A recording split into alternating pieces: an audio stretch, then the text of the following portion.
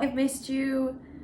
I unintentionally took a break, I guess. This is so insanely overdue. It feels wrong to be filming this on January 29th, but here I am. I am really excited to do this, and in fact, I have my computer here, and I made a little list and notes about my favorite books, and it was really nice to take a moment to reflect on great books that I read this year and I guess put pen to proverbial paper. But before I get to that, I wanted to quickly, I guess, run through some stats, if you will. So I've got my story graph here. And I only read 25 books, which is an absolute disgrace. I am still in school, so it's always difficult and something I strive to hold on to, that being like reading for pleasure, given that law school is like mountains and mountains of readings. But it's been like 3 years of this now, of me not setting a challenge and just reading for the sake of enjoying something that isn't related to the thing I'm studying, and just taking joy in the little moments that I have here and there to read.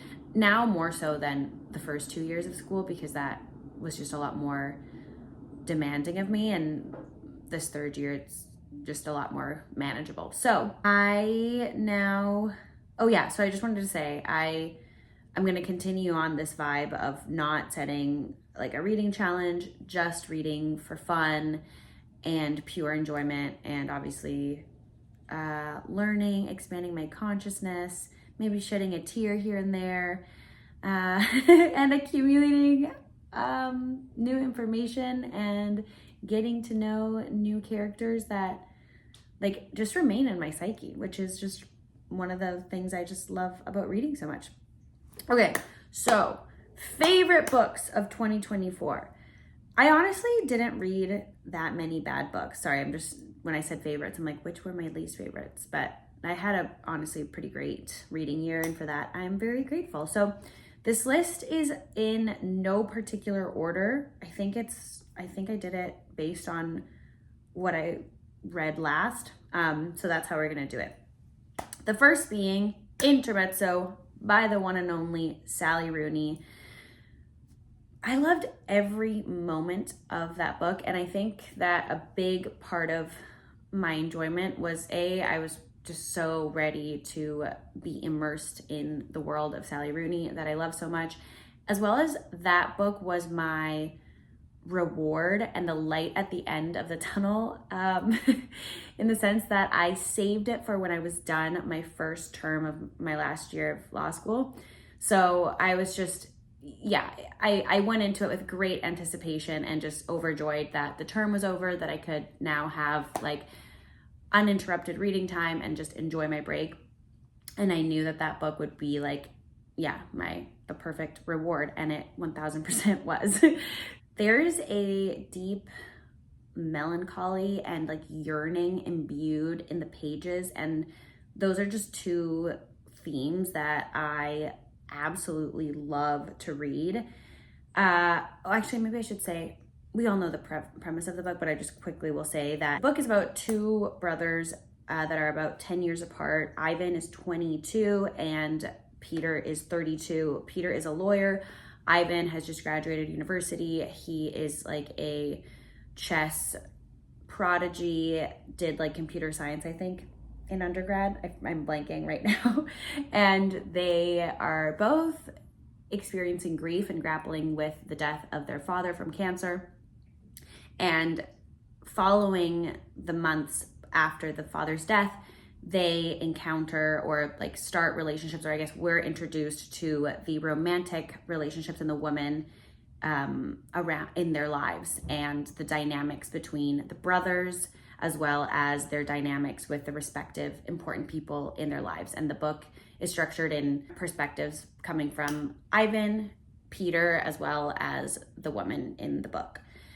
And that's that. It's just very charming and moving. I loved the women characters in the book and the way that they the conversations, I guess, that they had with both Ivan and Peter respectively. And it was just so fleshed out. It felt not even hyper real, but like, it just felt like these were people that could be part of your life, or they just didn't feel flat or one-dimensional or unrealistic, or there were no cringy parts, in my opinion, or like eye rolls or anything like that. It was just very compelling and like a nice capture of what the human experience can be for some people. I also adored reading the relationship between Margaret and Ivan. I think that might have been my two favorite character dynamics of 2025. I just found the gentleness in which, and like respect that they approached one another,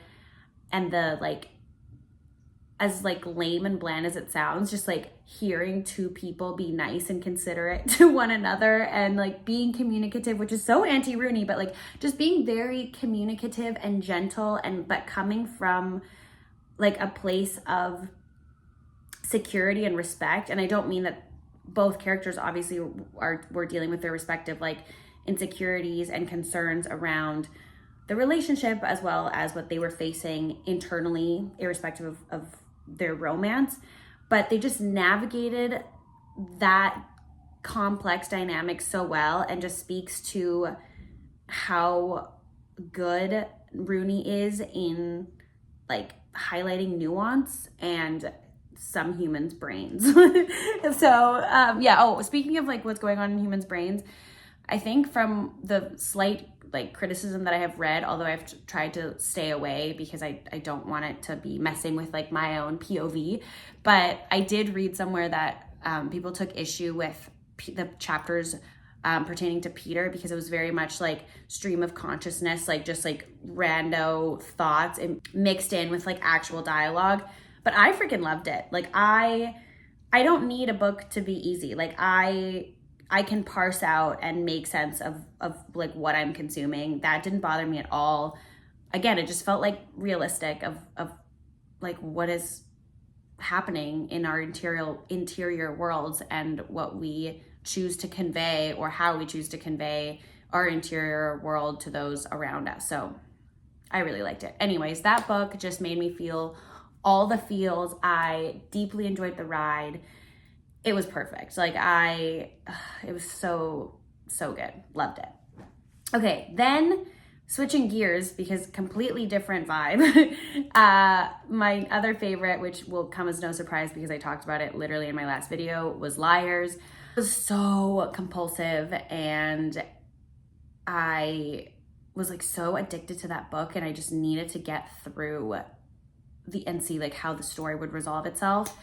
I thought the prose were so good. It was written in like such an analytical and like unflinching way that like really grabbed me from the first page, and honestly like had a chokehold on me until the very end. It was like you were being deprived of oxygen, but like in a very like slow way, where you weren't really cognizant of what was going on until you're just like like I'm dying here. That's how I would describe it, which perfectly parallels the relationship dynamic in that book, which I won't get into too much because I think I talked about it for like literally 20 minutes in my last video. But we follow the life cycle of a marriage between these two artists. They have a child. The woman is unsurprisingly stuck in this role that she never wanted to have, with an extremely unsupportive partner who is quite literally useless dead weight and very egocentric and just sucks. And yeah, it sounds like a off-putting book, and it is, but it just worked for me. I deeply enjoyed it in like a weird, perverse kind of way. Favorite nonfiction read, hands down, without a doubt, I think about that essay collection at least once a week, is Death by Landscape. In fact, I have Oval by the same author, Elvia Wilk, waiting for me at the library, and I cannot wait to read it. I am just so impressed with that author and the way that she thinks and brings together very opposing or like strange themes that you're like, how is this going to come together? I should probably try and then give you like a spiel or like synopsis of what the book is. So it is a collection of essays, tackle a multitude of topics pertaining to, I guess, like the umbrella would be like the weird, and that obviously can mean so many things, and she explores all of those, or not all, but the aspects of the weird that she's interested in. And just generally, she just seems like a deeply curious and introspective person, and I freaking love that, for one. I always appreciate when I'm given the opportunity, or I guess like the privilege of just sitting with information, letting that like sink in, and for it to literally expand my consciousness. Like, this book made me think so much and be cognizant of like certain patterns, or trying to connect what she was saying to like either other books I'd read or conversations I had had with friends, or authors that she cites that I also have admired their work and what they've had to say. It's very referential, not in an annoying, pretentious kind of way, but rather similar to, and I've said this like a million times already, but similar to Olivia Lang's Funny Weather.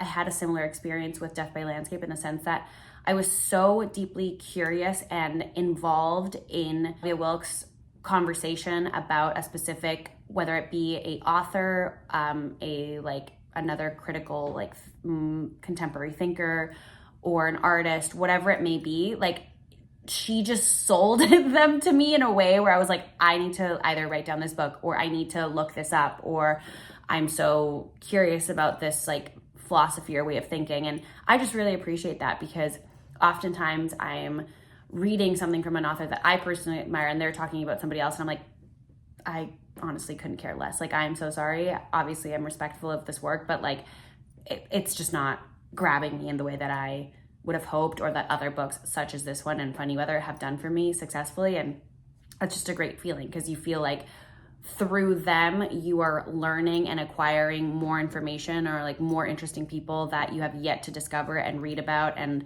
that to me is always just really exciting. I was just absorbing everything like a freaking sponge, and I've actually had to write I'm taking this AI class, and I've cited Olivia Wilkes now twice.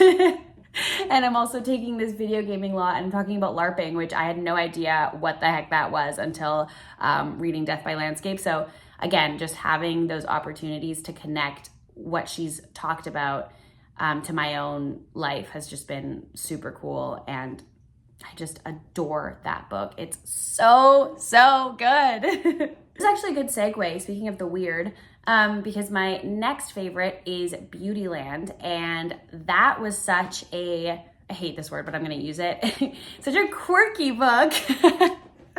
Probably like the cutest, quirkiest female character that I read this year. Her name was Adina. She grows up in Philadelphia with a very like particular single mother, and she believes that she's an alien, and she communicates with her superiors in another planet through a fax machine, which I thought was just actually freaking genius. Like, you're giving this antiquated old relic from the past like a new purpose in like contemporary times. I thought that was really cool. And she communicates with her superiors, and we follow her through adulthood, really. Like, it's just a gorgeous coming of age narrative. I've said this before in another vlog, but the opening chapter of Adina's birth was phenomenal. The writing is 11 out of 10 throughout, really. So many lines I could have underlined, but unfortunately that was a library book. It is just so incredibly tender. Again, major through line in the book is obviously melancholy, longing, solitude, family dynamics, which I also freaking love. It was really heartbreaking. It almost made me cry. I love it when books do that. And yeah, if you are a fan of the seas at all, this is just gonna be like a natural yes for you, to be honest. Then we have The Vulnerables by Sigrid Nunez, who I absolutely adore. This was a quiet novel, but it's really just stuck with me, and I just have such fond memories of me reading it. I'm being reminded of that video that Pato made about connecting books to a specific time period, or like what they remind you of in your own personal life while you were reading it. And I think about that video / like just that idea all the time, and I'm always cognizant of how important it is, like where I find myself in relation to the books that I read. And this just being a great example of that. I just really, really enjoyed that reading experience and what it did for me. It just like soothed and calmed me down. I read that during the Venezuelan elections, and something about Nunez's like very calm, crisp, clean prose just has this, like I said, calming effect, and very centering and very grounding. And it feels like I'm in conversation with like an older, wiser, more stable friend.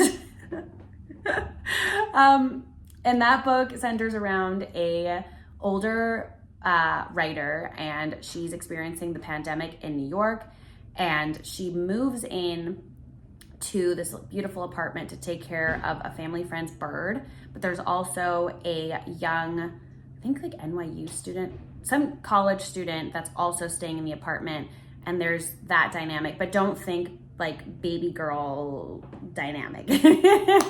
It's not, it doesn't even like tiptoe into baby girl territory at all, which I wouldn't have minded now that I think about it. But yeah, so that's sort of the context and the plot, I guess, of the novel, although it's literally just conversations that this woman is recalling from her past with her friends around writing, her role as a writer she admires. Yeah, I just basically loved this woman's ruminations on life. It was also very witty and like funny, but also profound. And if you're a fan of Sigrid Nunez, like this is an obvious pick for you.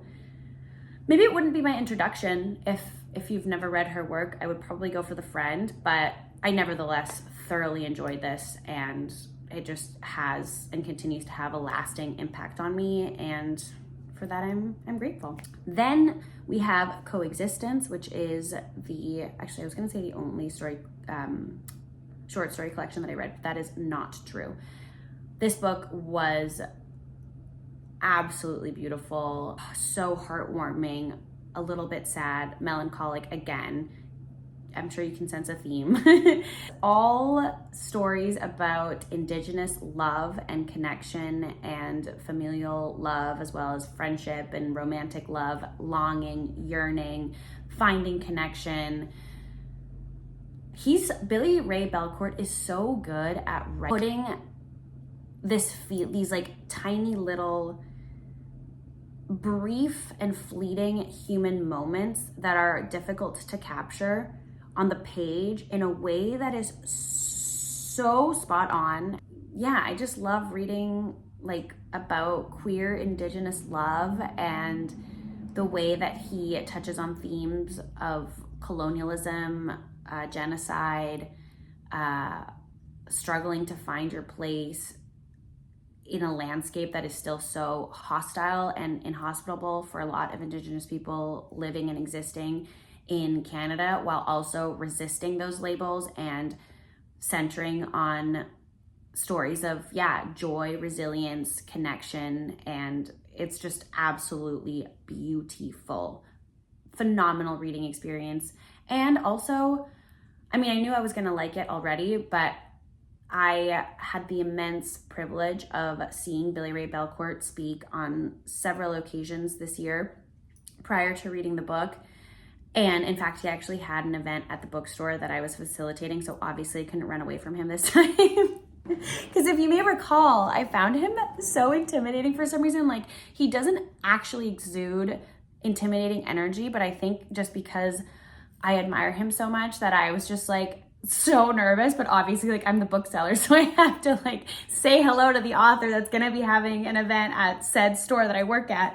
And he's just so sweet and so lovely. And yeah, it's just, I think I said it when I was reviewing Coexistence, but it's as if like Billy Ray Belcourt is like giving you his heart, or the heart of these characters, and is just like, please take care of it. Like that's how it feels. It's just so heartwarming and beautiful and tender. And I honestly really, really want to reread those stories again, to be honest. Like they were just fabulous. So highly recommend, like truly highly recommend. Then The Accidental by the one and only Ali Smith, who I thought was gonna be my number one like hated author. Turns out I love her. I've also talked a lot about this book, I feel like, but speaking of sweet, tender, and quippy young voices, the main kid that the story centers around is just so charming and so sweet, and I loved everything about this book. It takes place in the span of a summer. This family has gone away from their London life into English town in the countryside, and they essentially have an intruder that pretends to know the family. She has no idea who these people are, and she like touches the lives of the couple as well as the two young children in an unimaginable way. And that book just had everything that I love. Like it had complex family dynamics. It had a really sweet and darling child narrator. It had aspects of like magic and intrigue, not like magical realism. That's not what I mean by that, but it just had like a little like je ne sais quoi there that was just like, the writing was phenomenal. It was funny, layered, and just so good. I love Ali Smith. I don't think this is gonna be everyone's cup of tea. In fact, don't get this book if you don't like experimental, weird, kooky writing with like weird characters, because you're actually gonna hate it. But if you do, then for sure get it, because I think you're gonna love it. Okay, and then the last book, speaking of weird again, Alphabetical Diaries by the one and only Sheila Heti. I got that book in Toronto. Again, I'm tying it really closely to an experience I had. That was the light at the end of my moot week last year when I was, moot is essentially just like fake court. You pretend like you are already a lawyer and go before like 5 judges and argue your case and na. So anyways, I did that, but the moot experience was in Toronto and I live in Vancouver. And I went to this really beautiful, it was called Queen's Books, I think. Loved that bookstore, really beautiful. And I decided to treat myself once I was done my moot, right before going back to Vancouver, to Alphabetical Diaries. And I read half of it on the plane ride home, and I was just so immersed. This woman's relationship with men, writing, her life, everything is so manic, chaotic, messy, so intense. She's so like passionate, and she feels things so deeply. And I like to think that not at all that I'm like comparing myself to like Queen Sheila Heti, but I feel like I too am a very like passionate person and very intense. And it was just nice to see that reflected in the pages, but like taken to level like 1,000. And there were just a lot of sentences that were so good. Like, so good, so strong. I was underlining. It was just also a fabulous concept. She essentially takes, the author, Sheila Heti, takes, I think I want to say like 10 years worth of journal entries, and she organizes it in, rather than chronological order, by like alphabetically, hence the name Alphabetical Diaries. Makes this completely new, but maybe not new, narrative of her life. So it's again autofictional. Love me some autofiction. And yeah, that book was also just so singular in its tone, what it was like, just everything. It was just like such a unique reading experience that really got me back into fiction and why I love reading and what emotions these books elicit in me. And even if I was like judging her or being like, girl, like what's going on? Just love that about reading, and the joy that reading brings, and just how it makes your brain just work and think about things that otherwise you wouldn't, and you would just be like a zombie otherwise. That is so not true. But yeah, I just love the conversations that I then have with myself about the things that I'm reading. And yeah, that's that. I will end it there. Those are my favorite reads of 2024. If you read any of these, please let me know. Also, do tell what your standout reads were. Apologies, I've now been talking for way longer than I thought I would. But yeah, I'm really stoked to see what we read this year. There's so many amazing books out that are on my radar, and I can't wait to share them with you and just continue like this conversation, right?